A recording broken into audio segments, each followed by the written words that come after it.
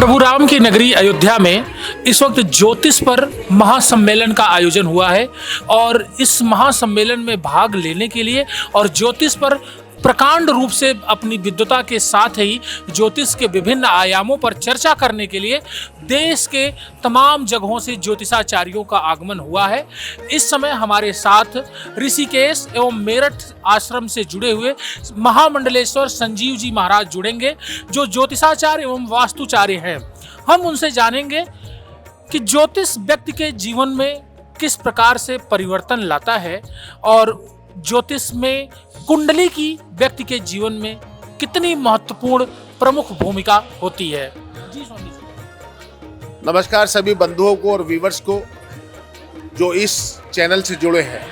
मैं आप सभी लोगों को प्रणाम करता हूं श्री राम की नगरी अयोध्या से। आपने हमसे पूछा है ज्योतिष। निश्चित ही राम नगरी में आके हमने ज्योतिष का कार्यक्रम किया और हमें इसका बड़ा सौभाग्य मिला। लेकिन ज्योतिष मानव जगत के कल्याण के लिए है।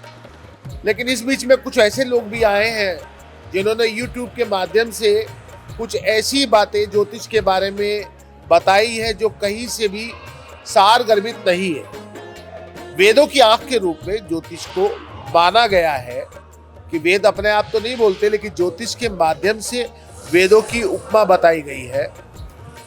व्यक्ति जब पैदा होता है, जिस नक्षत्र में पैदा होता है, जब किस ग्रह में पैदा होता है, उसको उसी हिसाब से उसका लगन बनता है और चंद्रमा उस समय जिस राशि में होता है वो उसकी राशि बनती है।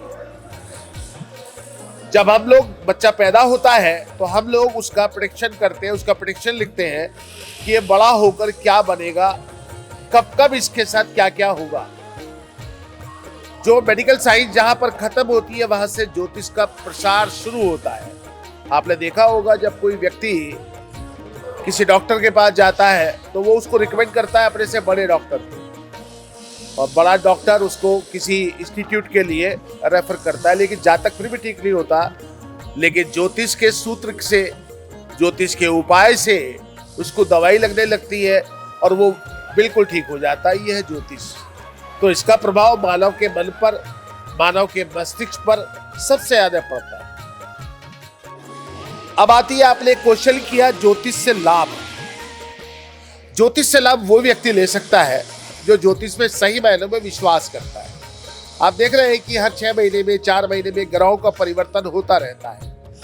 तो मैं तो ये कहूँगा कि आप हर 6 महीने बाद ज्योतिष से परामर्श जरूर लेते रहिए, उसकी प्रेडिक्शन पे ध्यान दीजिए, लेकिन सही व्यक्ति का चुनाव कीजिए कि जो ज्योतिष आपके लिए फलीभूत हो, सही बोलता हो।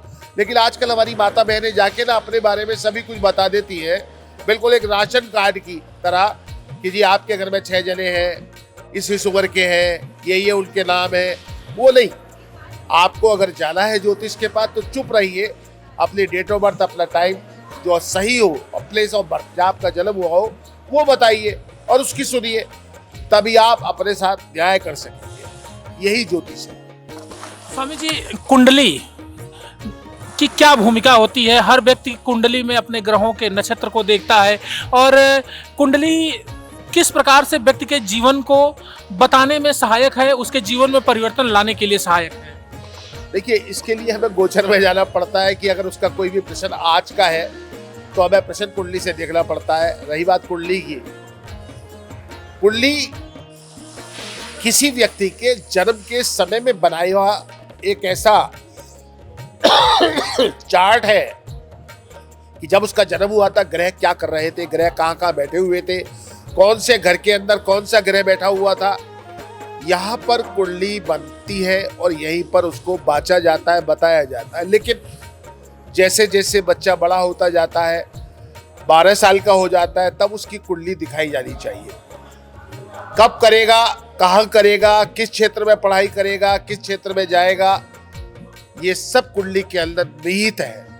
इसका करैक्टर कैसा रहेगा, इसकी सोच कैसी रहेगी, ये भविष्य में माता पिता के लिए क्या अच्छा रहेगा, क्या धन की तरफ से इसको लाभ होगा या ये हानि करेगा, ये सब कुंडली के अंदर विद्यमान होता है।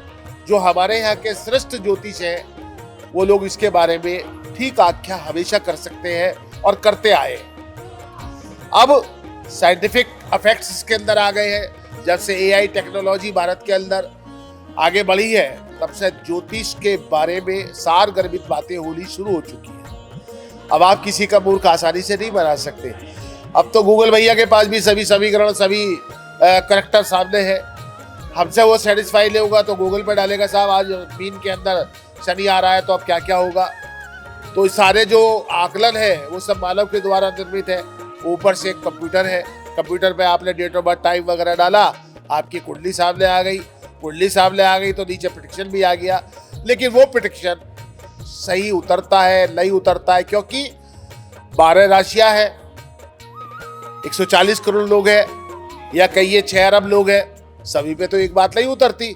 इसलिए ज्योतिष से परामर्श करते हुए आपको आसानी से आपके बारे में ये पता चल जाता है कि आपकी कुंडली उस वक्त में क्या कहती है, जब आप कोई पेपर देने जा रहे हैं, जब आप विवाह करने जा रहे हैं, जब आप इंटरव्यू देने जा रहे हैं, जब आप किसी से समझौता करने जा रहे हैं, जब आप सीईओ का पद संभालने जा रहे हैं, जब आप प्रधानमंत्री का पद संभालने जाते हैं। आपने देखा होगा कि जब हमारे प्रधानमंत्री शपथ लेते हैं, 1947 के बाद से 50 से लेके अब तक जो प्रधानमंत्रियों ने शपथ ली है, हमने उसकी 5 साल का प्रेडिक्शन निकाला है। तो वो कुंडली बनी कि उन्होंने किस वक्त में किस डेट को शपथ ली है। उसके आधार पर जो कुंडली बनाई, ये समय 5 वर्ष कैसे रहेंगे उसकी प्रेडिक्शन निकलती है कि ये 5 साल उसके कैसे रहेंगे, किस अच्छे समय में उनने प्रेडिक्शन की है, किस अच्छे समय के अंदर उसने शपथ ली है। क्योंकि कई बार ज्योतिष का समय भी सही नहीं होता। मान लीजिए आज मैं आपसे बात कर रहा हूँ, अगर मेरे मुंह में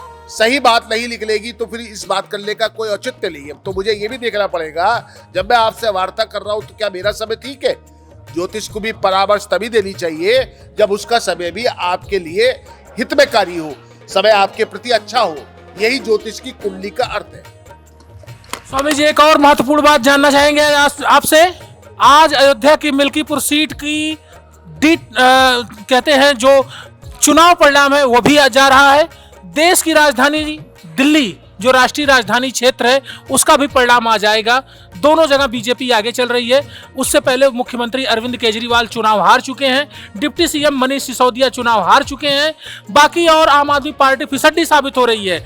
इसको लेकर के, दिल्ली के चुनाव को लेकर के आपने अपनी भविष्यवाणी कब की थी? बीजेपी की सरकार बनेगी तो आगामी 5 साल दिल्ली के लिए कैसे होंगे? आप अपने शब्दों में अपने भविष्यवाणी से बताएं। देखिए, वैसे तो भविष्यवाणियां होती रहती है, लेकिन ज्योतिष एक शापित विद्या है।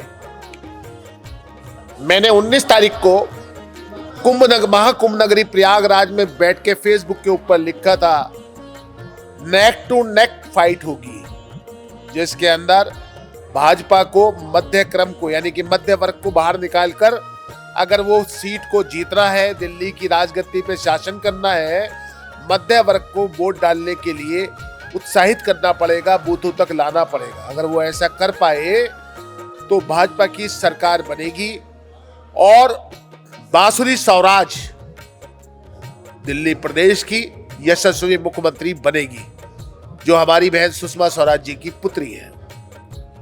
मित्रों, ये बात इसलिए आपको बता रहा हूं कि आज सुबह जब गणना चल रही थी, मैं यहां पर मंच का संचालन कर रहा था, तो मैंने अपने 200 जो हमारे यहाँ साथी लोग आए थे उनके सामने भी ये कहा था कि आज लगभग 42 सीटों पर भाजपा जीत जाएगी और बांसुरी स्वराज मुख्यमंत्री बनेगी।